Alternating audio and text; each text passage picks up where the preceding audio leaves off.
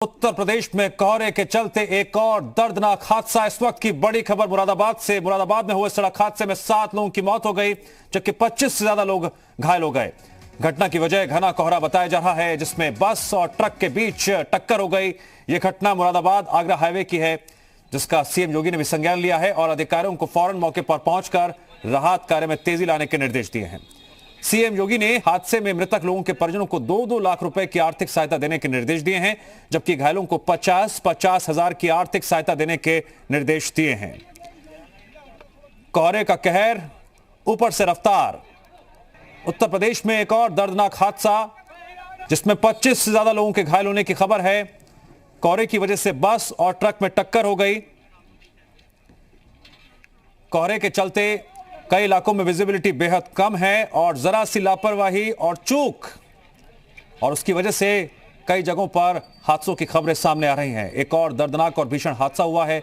तस्वीरों को देखकर आप अंदाजा लगा सकते हैं यह हादसा कितना भीषण था।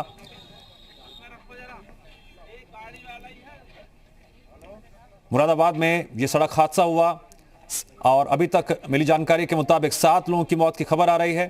25 से ज्यादा लोग घायल हुए हैं। मुरादाबाद आगरा हाईवे पर यह हादसा हुआ है। सीएम ने मृतकों के परिजनों को 2-2 लाख देने के निर्देश दिए हैं। घायलों को 50-50 हजार आर्थिक सहायता देने के निर्देश दिए हैं। साथ ही साथ जल्द से जल्द अधिकारियों को मौके पर पहुंचकर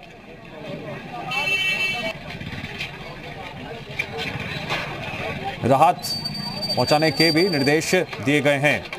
अधिकारी स्थानीय स्तर पर मौके पर पहुंच चुके हैं।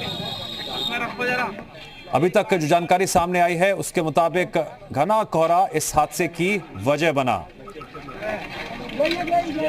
जनता को सावधान करने वाली यह खबर है। सभी वाहन चालक पूरी तरह से सावधान रहें, अलर्ट रहें।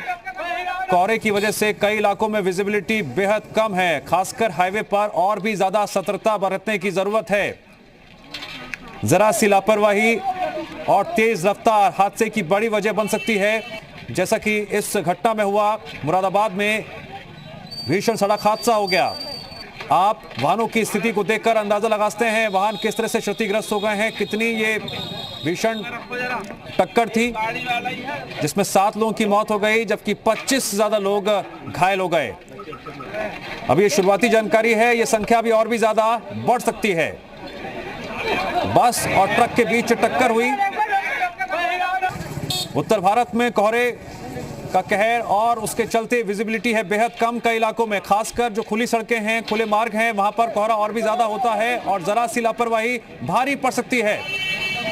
सभी वाहन चालकों को सावधान करने वाली ये खबर है। अलर्ट पर रहिए, लापरवाही ना बरतें, लगातार हम आपसे अपील करते हैं। उत्तर प्रदेश के मुरादाबाद में एक और हादसा, बस और ट्रक की टक्कर में 7 लोगों की मौत हो गई, जबकि 25 से ज्यादा लोग घायल हो गए।